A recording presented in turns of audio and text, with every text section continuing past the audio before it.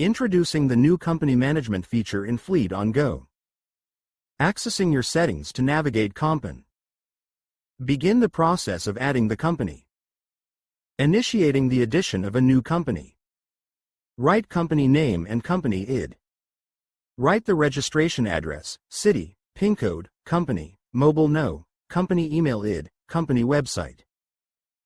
Enter the bank details.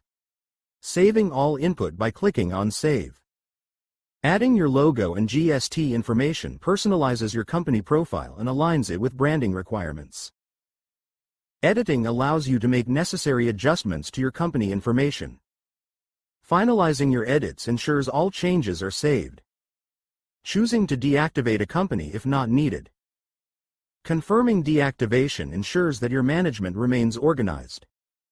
This guide will help you understand how to create a company. Thank you.